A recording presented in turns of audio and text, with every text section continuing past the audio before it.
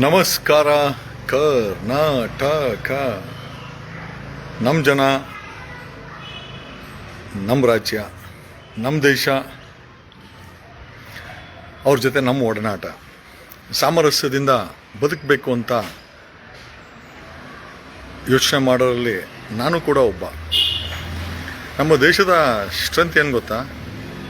30,000 ಭಾಷೆ, 3,000ಕ್ಕೂ ಹೆಚ್ಚು ಧರ್ಮಗಳು, ಧರ್ಮನೇ ಇಲ್ಲ ಅಂತಿರುವಂಥ ಸಮುದಾಯಗಳು,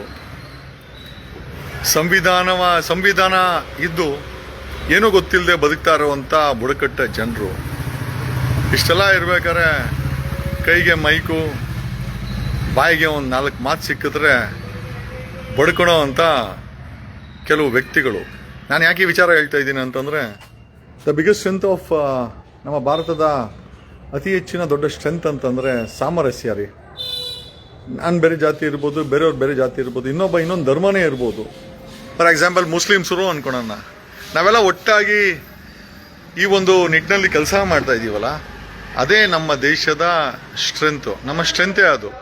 ಬಟ್ ಈ ಫಂಡಮೆಂಟಲ್ ಡ್ಯೂಟೀಸ್ ಏನು ಹೇಳುತ್ತೆ ಅಂತಂದರೆ, ಸಂವಿಧಾನದ ಫಂಡಮೆಂಟಲ್ ಡ್ಯೂಟೀಸು, ಸಾಂವಿಧಾನಿಕ ಜವಾಬ್ದಾರಿ ಏನು ಅಂತಂದರೆ, ಯಾರೂ ಅಷ್ಟೇ ಎರಡು ಜಾತಿ ಧರ್ಮಗಳ ಬಗ್ಗೆ ಒಡಕನ್ನ ಹುಟ್ಟಿ ಸಮಾಜದಲ್ಲಿ ಒಡಕನ್ನ ಉಂಟು ಮಾಡ್ತಾರೆ, ಅವರ ವಿರುದ್ಧ ಕ್ರಮ ಆಗಬೇಕು. ಫಂಡಮೆಂಟಲ್ ಡ್ಯೂಟೀಸ್ ಅಂತ ನಾವು ಯಾರು ಕೂಡ ಮನೆಯಿಂದ ಹೊರಗಡೆ ಬಂದಾಗ ಜಾತಿ ಧರ್ಮದ ಬಗ್ಗೆ ಡಿಸ್ಕಸ್ ಮಾಡಬಾರ್ದು. ಬಟ್ ಇವತ್ತಿನ ರಾಜಕೀಯ ನಡೀತಾ ಇರುತ್ತೆ ಜಾತಿ ಧರ್ಮದಲ್ಲಿ, ಅದಕ್ಕೆ ಆಂಕರ್ಗಳೇನು ಹೊರ್ತೇನಲ್ಲ. ಇಲ್ಲಿ ನೀವೆಲ್ಲ ಹಿಂದೂಗಳು ಅಂತೇಳಿ ಬಡ್ಕೊಂತೀರಲ್ಲ, ಅಂದರೆ ನಾನು ಹೇಳ್ತಿರೋದು ನಿಜವಾದ ಹಿಂದೂಗಳು ಯಾರು ಬಡ್ಕೊಳಲ್ಲ, ನಮ್ಮಂಗೆ ಸೈಲೆಂಟ್ ಆಗಿರ್ತಾರೆ. ನೀವು ಕೂಡ ನಿಜವಾದಂಥ ಸನಾತನ ಹಿಂದೂಗಳೆಲ್ಲ ಸೈಲೆಂಟ್ ಆಗಿದ್ದೀರ. ಒಂದು ಸ್ಪಷ್ಟವಾಗಿ ನಿಮಗೆಲ್ಲ ಅರ್ಥ ಆಗ್ಬೇಕಾದ್ರೆ ಏನಂತಂದರೆ, ಧರ್ಮಸ್ಥಳ ಮಂಜುನಾಥ ಏನಿದ್ದಾರೆ ಅಲ್ಲಿ ನಾವು ಪೂಜೆ ಮಾಡಿ ನಾವು ಹುಂಡಿಗೆಲ್ಲ ದುಡ್ಡು ಹಾಕ್ತೀವಿ. ನಾನು ಅಷ್ಟೇ, ನಮ್ಮಪ್ಪ ಸ್ಟೇಟ್ ಬ್ಯಾಂಕ್ ಆಫ್ ಇಂಡಿಯಾದಲ್ಲಿ ಕೆಲಸ ಮಾಡೋರು, ಪ್ರತಿ ವರ್ಷ LTC ಕೊಡೋರು, ಅಂದರೆ ಟೂರ್ಗೆ ಹೋಗ್ಲಿಕ್ಕೆ ಕೊಡೋರು. ನಮ್ಮಪ್ಪ ಹೆಚ್ಚು ಕಮ್ಮಿ 20 ವರ್ಷ ಧರ್ಮಸ್ಥಳ ಬಿಟ್ಟರೆ ಇವನ್ ಮಂಗಳೂರು ಕೂಡ ಕರ್ಕೊಂಡೋಗಿಲ್ಲ. ಯಾಕೆಂದರೆ ಅವ್ರ ಹತ್ರ ಇದ್ದಿದ್ದ ಬಡ್ಜೆಟ್ಗೆ ಅಲ್ಲಿ ಹೋಗಿ ನಮ್ಮಪ್ಪ 150 ರೂಪಾಯಿ ಪೂಜೆ ಮಾಡಿಸೋರು. ನನಗೆ ಇವಾಗಲೂ ಜ್ಞಾಪಕ ಇದೆ, ಒಂದು 25-30 ವರ್ಷಗಳ ಹಿಂದೆ 150 ರೂಪಾಯಿನೇ ತುಂಬ ದೊಡ್ಡ ಅಮೌಂಟು. 150 ರೂಪಾಯಿ ಪೂಜೆ ಮಾಡಿಸೋರು.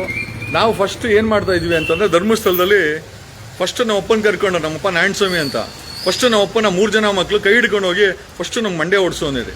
ನಮ್ಮಪ್ಪ ಬೆಳಿಗ್ಗೆ 6 ಗಂಟೆಗೆ ಹೋಗಿ ಅಲ್ಲಿ ಮಂಡ್ಯ ಟಿಕೆಟು, ಅಲ್ಲಿ ದೇವಸ್ಥಾನದ ಬಾಗಿಲಲ್ಲಿ ಮಂಡ್ಯ ಟಿಕೆಟ್ ತಗೊಂಬಂದು, ಏನು ಸಾವಿರಾರು ಜನ ಇರೋರು ಶೋ ಮಾಡಿಸ್ಕೊಂಡು, ನಮ್ಗೆ ಅದೇನೋ ಖುಷಿ.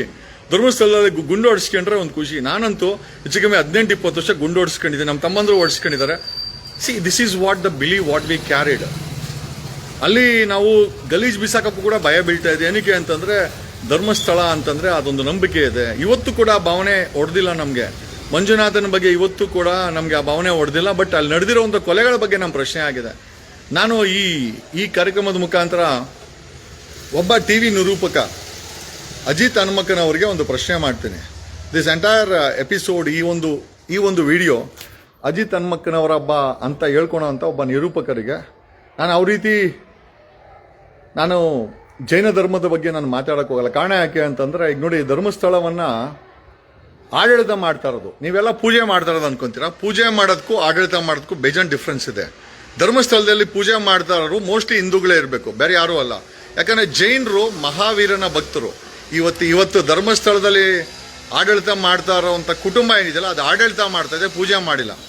ಫಾರ್ ಎಕ್ಸಾಂಪಲ್ ವೀರೇಂದ್ರ ಹೆಗ್ಡೆ ಮಹಾವೀರನ ನಂಬಿರೋದು, ಅದಕ್ಕೋಸ್ಕರನೇ ಧರ್ಮಸ್ಥಳದಲ್ಲಿ ಮಂಜುನಾಥ ಇದ್ದರೂ ಕೂಡ ಅಲ್ಲಿ ಅಷ್ಟು ದೊಡ್ಡ ಬಾಹುಬಲಿಯನ್ನು ಯಾಕೆ ನಿಲ್ಲಿಸಿದ್ದಾರೆ ಅಂತಂದರೆ, ಜೈನ ಕುಟುಂಬದವರು ಆ ಧರ್ಮಸ್ಥಳದಲ್ಲಿ ಆಡಳಿತವನ್ನು ಮಾಡ್ತಾ ಇದ್ದಾರೆ. ಪೂಜೆ ಮಾಡೋದು ಬೇರೆ, ಆಡಳಿತ ಮಾಡೋದು ಬೇರೆ. ಮಂಜುನಾಥನಿಗೆ ನನ್ನ ಒಂದು ಸಣ್ಣ ಪ್ರಶ್ನೆ, ವೀರೇಂದ್ರ ಹೆಗಡೆ ಅವರ ಕುಟುಂಬ ಮಂಜುನಾಥನಿಗೆ ಅಭಿಷೇಕ ಮಾಡೋದನ್ನ ನೀವು ಯಾರಾದರೂ ನೋಡಿದ್ದೀರಾ? ಕೈ ಮುಕ್ಕೊಂಡು ನಿಂತ್ಕೊಳ್ತಾರೆ ಹೊರತು ಅವರು ಎಲ್ಲೂ ಕೂಡ ಶಿವನ ಆರಾಧಕರಲ್ಲ, ಅವರು ಮಹಾವೀರನ ಆರಾಧಕರು. ಕಾರಣ ಯಾಕೆ ಅಂತಂದರೆ, ಅವ್ರು ಜೈನರು. ಆ ಧರ್ಮಸ್ಥಳದ ಆಡಳಿತವನ್ನು ಮಾಡ್ತಾ ಇದ್ದಾರೆ ಹೊರತು ಪೂಜೆನ ಮಾಡ್ತಾ ಇಲ್ಲ. ಪೂಜೆನ ಮಾಡ್ತಾ ಇರೋ ಮತ್ತೊಮ್ಮೆ ನನಗನ್ಸಿದ್ದೇನೋ ಅಂತಂದರೆ, I think it might be Hindu. ಜೈನರಂತೂ ಅದಕ್ಕೆ ಪೂಜೆ ಮಾಡ್ತಾ ಇಲ್ಲ. ಜೈನರು ಮಹಾವೀರನ ಆರಾಧಕರು. ಆಮೇಲೆ ಅಲ್ಲಿ ಎಂಟೈರ್ ಧರ್ಮಸ್ಥಳದ ಆಡಳಿತವನ್ನು ನಡೆಸ್ತಾ ಇರೋರು ಒಂದು ಜೈನ ಕುಟುಂಬ. ಅವರು ಶಿವನ ಪೂಜೆ ಮಾಡಿಲ್ಲ ಅಂತಂದ್ರು, ಎಸ್ ಭಕ್ತಿ ಇರ್ಬೋದು, ಗೊತ್ತಿಲ್ಲ ನನಗೆ. ಬಟ್ ಆಡಳಿತವನ್ನು ನಡೆಸ್ತಾ ಇರೋರು ಜೈನ ಕುಟುಂಬ. ಪೂಜೆ ಮಾಡ್ತಾ ಇಲ್ಲ. ಜೈನ್ ಕುಟುಂಬ ಅದನ್ನು ಪೂಜೆ ಮಾಡ್ತಲ್ಲ. ಯಾಕಂದ್ರೆ ಜೈನರ ದೇವರು ಮಹಾವೀರ. ಈಗ ಧರ್ಮಸ್ಥಳವನ್ನ ಇವರು ಹುಡುಕಲ್ ಇವರು ಜೈನರು ಆರಾಧನೆ ಮಾಡಿ ನಾವ್ ಯಾವತ್ತೂ ಯಾರನ್ನೂ ಪ್ರಶ್ನೆ ಮಾಡಿಲ್ಲ ಅಲ್ವಾ. ನಾವೆಷ್ಟು ಒಳ್ಳೆಯವರು ಅಂತಂದ್ರೆ ನಾವ್ ಯಾರನ್ನೂ ಪ್ರಶ್ನೆ ಮಾಡಲ್ಲ. ಕಣ್ಮುಚ್ಕೊಂಡು ಹೋಗ್ತೀವಿ, ಕಣ್ಮುಚ್ಕೊಂಡ್ ಬರ್ತೀವಿ. ಏನಕ್ಕೆ ಅಂತಂದ್ರೆ ಎಸ್ ನಮ್ಗೊಂದೊಂದು ನಂಬಿಕೆ. ನಮ್ಮ ಪ್ರಶ್ನೆ ಏನಪ್ಪ ಅಂತ, ಅಲ್ಲೊಬ್ಬ ಹುಡುಗ ನಿನ್ಗೆ ಪ್ರಶ್ನೆ ಮಾಡ್ತಾನೆ, ಕನಿಷ್ಠ ನಿನ್ಗೆ ಉತ್ತರ ಕೊಡಕ್ ಕೂಡ ಯೋಗ್ಯತೆ ಇಲ್ಲಂತವ್ರು. ಅಂದ್ರೆ ಸಮಾಜವನ್ನ ದಿಕ್ಕು ತಪ್ಪಿಸುವಂತ ವ್ಯಕ್ತಿಗಳು ಯಾರೇ ಆಗಿರ್ಬೋದು, ಅವರುಗಳನ್ನ ಪ್ರಶ್ನೆ ಮಾಡಿ ಅವರ ನೈತಿಕತೆಯನ್ನ ಪ್ರಶ್ನೆ ಮಾಡುವಂತ ಅವಶ್ಯಕತೆ ಇದೆ. ನಾನು ಏನಕ್ಕೆ ಹಿಂದೂ ದೇವರನ್ನೇ ಆಡಳಿತ ಮಾಡ್ತಾ ಇದ್ದಾರೆ, ಪೂಜೆ ಮಾಡ್ತಾ ಇಲ್ಲ.